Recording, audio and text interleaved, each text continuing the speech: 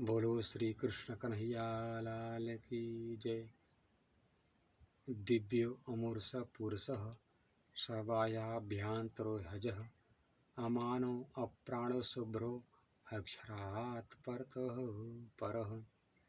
जो परमात्मा दिव्य मूर्ति वाले हैं, दिव्य शरीर वाले हैं, दिव्य मन वाले हैं, वो परमात्मा बाहर और भीतर एक रस रहने वाले हैं। और अभ्यंतर में लीला करने वाली कौन है? राधा रानी है। और राधा जी के ही हृदय स्वरूपा 12,000 आत्माएं गोपियां ब्रह्म सृष्टि परमहंस हैं। और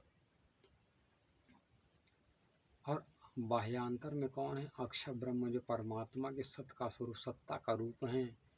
उन्हें अक्षर ब्रह्म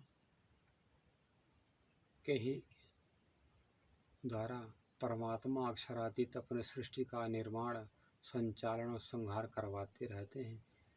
वो अक्षर ब्रह्म प्रतिदिन परमात्मा अक्षरातीत कृष्ण जी के परम धाम में दर्शन करने के लिए जाते थे, पर उनके मन में यही कामना रहती है कि अक्षरातीत के महल में प्रेमी सक वर्तत, सो सुध अक्षर को नहीं किन विधि केलि करत।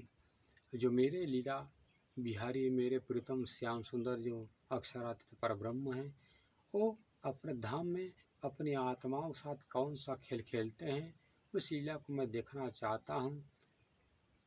तो परमात्मा अक्षरातीत कृष्ण जी ने कहा कि हे अक्षर ब्रह्म, तुम मेरे सत्ता के स्वरूप हो, इसलिए तुम मेरे धाम में नहीं आ सकते हो। जब तुम्हारे इस ब्रह्मांड में मैं आऊँगा, तब अपनी लीला को जब उतारूँगा, तो तब तुमको मैं बतलाऊँगा मेरी लीला क्या है, मैं आत्माओं के साथ कौन सी लीला करता हूँ। इसलिए परमात्मा के जब आत्मा रूपी सखियाँ हैं, वो परमात्मा से विनती करते हैं, प्रभु मुझे अक्षर ब्रह्म का दुख का खेल दिखाइए। तब परमात्मा अक्षरातीत कृष्ण जी ने अक्षर ब्रह्म से कहा कि हे अक्षर ब्रह्म, जैसे तुम अभी जागते समय तो ब्रह्मांड बनाया करते थे, उसी प्रकार तुम पुनः ब्रह्मांड बनाओ। पर इस बार ध्यान ये रहे कि मैं इस बार आऊँगा तो मेरे आने पर, मेरी सखियों को आने पर इस संसार ब्रह्मांड अखंड होना चाहिए। तब अक्षर ब्रह्म जब ध्यान में डूब जाते हैं तो उनका अक्षर ब्रह्म का अहंकार, अव्याकृत ब्रह्म, जिसको गीता में अव्यक्तो अक्षर स्तमहम परमाम गतिम करके कहा गया है, क्योंकि जो अव्यक्त ब्रह्म है वही संसार का मालिक है। संसार वहीं से उत्पत्ति होता, वहीं से नष्ट होता रहता है। इसलिए अव्यक्त ब्रह्म का मन ही आदि नारायण के रूप में तरंगित होने लगता है। वही आदि नारायण हजारों वर्ष तक पानी में तैरते रहते हैं। भागवत में कहा गया है, वर्षपूग सहस्त्रांते तदंडमुदे केश्यम काल कर्म स्वभावस्थ जीव जीव जीवित। हजारों वर्ष तक जो अंडा जो निर्जीव रूप में पड़ा था, तैर रहा था, जब अंडा पानी से बाहर आया, फूटता है, तो आदि में तो प्रथम पुरुष प्रकट हुआ और चारों तरफ पानी था। उस पानी में उसने घर बनाया, इसलिए उसका नाम पड़ा नारायण।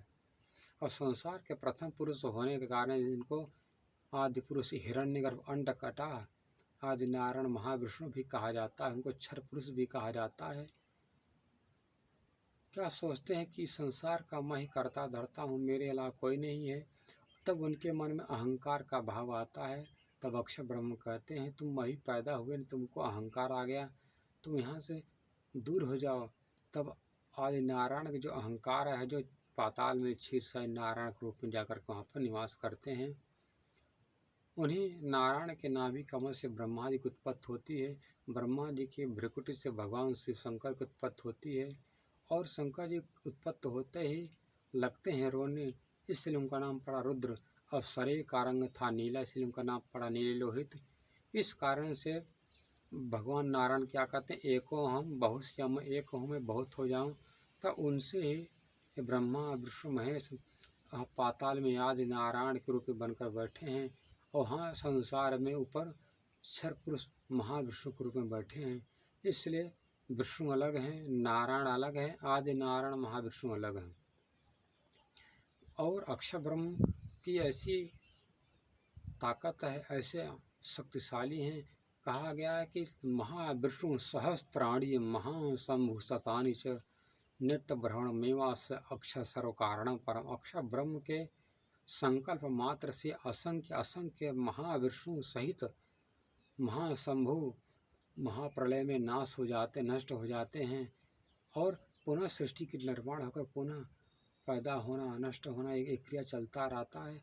ऐसे अक्षर ब्रह्म का सामर्थ्य है। उसी बात को भगवान कृष्ण गीता में कहते हैं, हे अर्जुन, जो बड़े बड़े ब्रह्मचारी बड़े बड़े वीतरागी जिस पद को प्राप्त करते हैं तपस्या करके ध्यान समाधि लगा करके, वो अक्षर ब्रह्म का पद है। जब तक ये प्राणी ये जीव ये विद्वान है ये संत महात्माएं जितने भी लोग हैं, जब तक उस अक्षर ब्रह्म को नहीं जान लेंगे और अक्षर ब्रह्म से परे अक्षरातीत परमात्मा को नहीं जान सकते हैं, तब तक मृत्यु का बंधन कोई नहीं छुड़ा सकता है। इसलिए यजुर्वेद कहता है, वेदाहम एतम पुरुषम महांतम आदित्य वर्णम तम सह परस्तात तमेव विदित्वाति मृत्युमेते नान्यः पंथ विद्यते अनाय। प्रकृति के घोर अंधकार से परे उस सच्चिदानंद सर्वोपरि परब्रह्म को मैं जानता हूँ। उस परब्रह्म को जाने बिना मृत्यु का चक्कर छुड़ाने का बंधन छुड़ाने का अन्य कोई मार्ग नहीं है।